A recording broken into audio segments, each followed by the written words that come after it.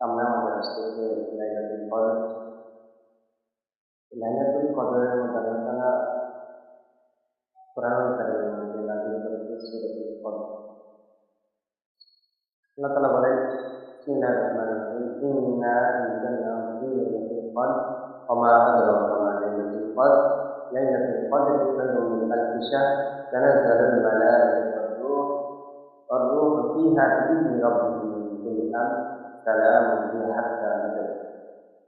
আল্লাহ বলেন, ইন্না আনজালনাহু ফী লাইলাতুল কদর, নিশ্চয় আমি একটি কোরআন নাযিল করেছি কদরের রাতে। আল্লাহ পাক রব্বুল আলামিন কোরআন নাযিল করেছেন কদরের রাতে। ওমা আদরাকা মা লাইলাতুল কদর, আপনি কি জানেন লাইলাতুল কদর কি? রাসূল করিম সাল্লাল্লাহু আলাইহি ওয়াসাল্লাম আল্লাহ তাআলা বলেছেন, নবী আপনি কি জানেন লাইলাতুল কদর কি?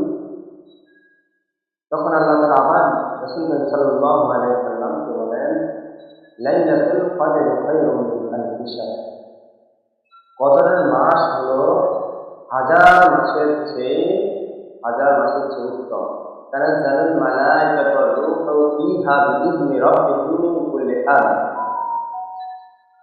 এই রাতে ফেরেশতা ও রূহুল জগৎ জিবরাইল আমিন তাদের প্রতিপালকের আদেশে প্রত্যেক কাজের জন্য অবতীর্ণ হয়।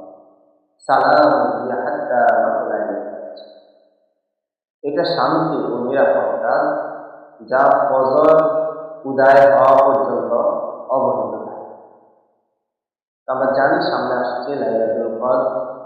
এই লাইলাতুল কদরের মধ্যে আল্লাহ তাআলা কিছু কিছু রাত রেখেছে অনেক গুরুত্বপূর্ণ রাত।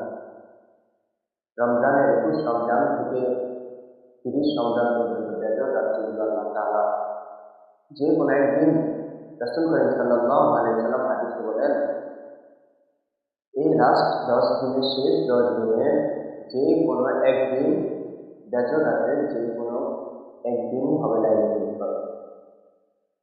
তো আমরা জানি লাইলাতুল কদর কখন কখন হওয়ার সম্ভাবনা। রাসূল করিম সাল্লাল্লাহু আলাইহি ওয়াসাল্লাম বলেন, 10 দিনের বেজর রাতে 21 রমজান তোমরা লাইলাতুল কদর তালাশ করো, 23 রমজান তোমরা লাইলাতুল কদর তালাশ করো, 25 রমজান তোমরা লাইলাতুল কদর তালাশ করো এবং 29 রমজান তোমরা লাইলাতুল কদর তালাশ করো। তো আমাদের উপমহাদেশের মধ্যে 27 রমজানকেই আমরা বিশেষভাবে পালন করি লাইলাতুল কদর, কিন্তু না। হযরত আয়েশা রাদিয়াল্লাহু তাআলা রাসূল করিম সাল্লাল্লাহু আলাইহি ওয়াসাল্লামকে জিজ্ঞেস করেছিলেন, এই রাতে তিনি কি দোয়া করেন? রাসূল করিম সাল্লাল্লাহু আলাইহি ওয়াসাল্লাম দোয়া শিখিয়ে দিয়েছেন, আল্লাহুম্মা ইন্নাকা আফুউন তুহিব্বুল আফওয়া ফা'ফু আন্নী, হে আল্লাহ আপনি ক্ষমাশীল, আপনি ক্ষমা করতে ভালোবাসেন, অতএব আমাকে ক্ষমা করুন। দোয়াটি আবার বলছি, আল্লাহুম্মা ইন্নাকা আফুউন তুহিব্বুল আফওয়া ফা'ফু আন্নী। এরপরে বলতেন, রাসূল করিম সাল্লাল্লাহু আলাইহি ওয়াসাল্লামকে জিজ্ঞেস করা হলো, এই রাতে কি আমল?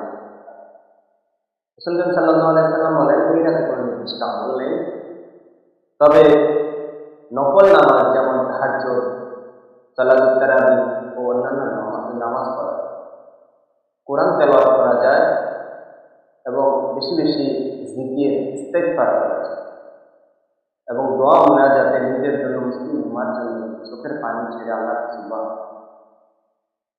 লাইলাতুল কদরের মধ্যে আবার কিছু আল্লাহ তাআলা লাইলাতুল কদর যে হবে এর কিছু আলামত হাদিসের মধ্যে রাসূল করিম সাল্লাল্লাহু আলাইহি ওয়াসাল্লাম বিভিন্নভাবে দাওয়াত দিয়ে দিয়েছেন। এই রাতের মধ্যে 10টি রাসূল সাল্লাল্লাহু আলাইহি ওয়াসাল্লাম বলেন, এই রাতের মধ্যে 10টি রাতে যে ইবাদতে মগ্ন থাকে সে এই 10 রাতের মধ্যে ইনশাআল্লাহ লাইলাতুল কদর পেয়ে যাবে।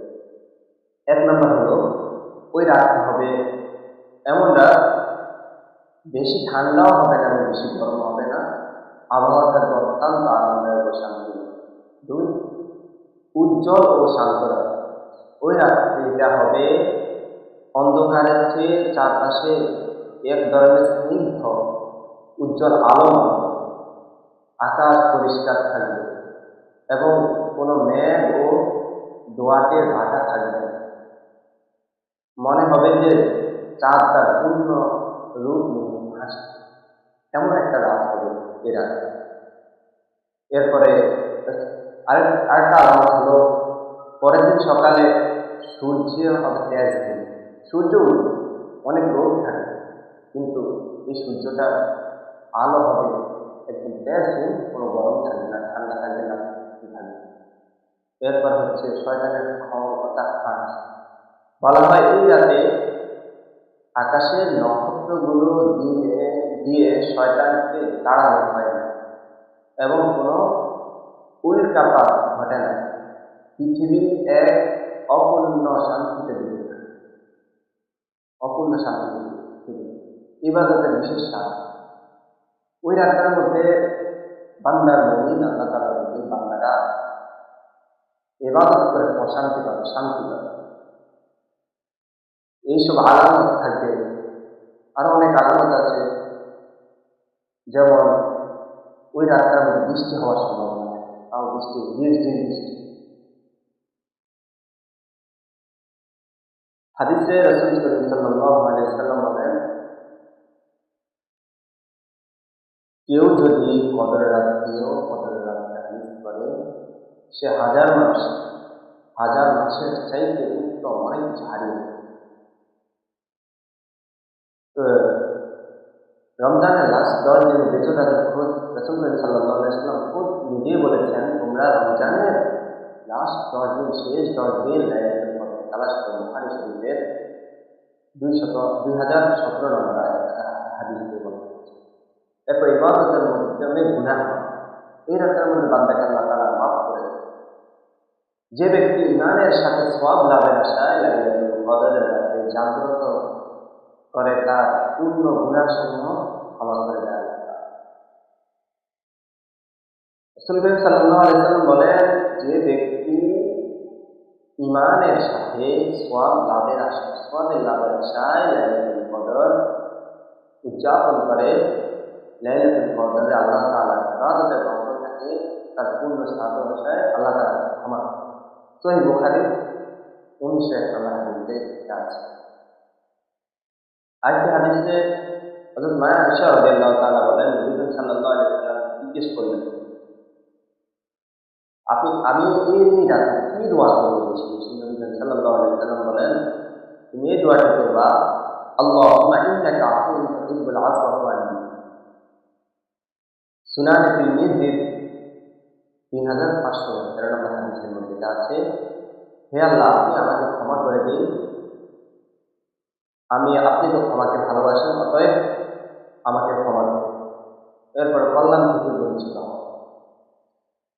রাসূল করিম সাল্লাল্লাহু আলাইহি ওয়াসাল্লাম বলেন, যারা এই রাতে অবহেলায় কাটিয়ে দেয়, তাদের সম্পর্কে রাসূল সাল্লাল্লাহু আলাইহি ওয়াসাল্লাম সতর্ক করেছেন, এই মাসে এমন একটি রাত রয়েছে যা হাজার মাসের অপেক্ষায় উত্তম। যে ব্যক্তি এর কল্যাণ থেকে বঞ্চিত হলো, সে মূলত সকল কল্যাণ থেকে বঞ্চিত। যে ব্যক্তি রাতের বেলায় লাইলাতুল কদর থেকে বঞ্চিত হলো, সে সকল ধরনের সওয়াব থেকে সে বঞ্চিত।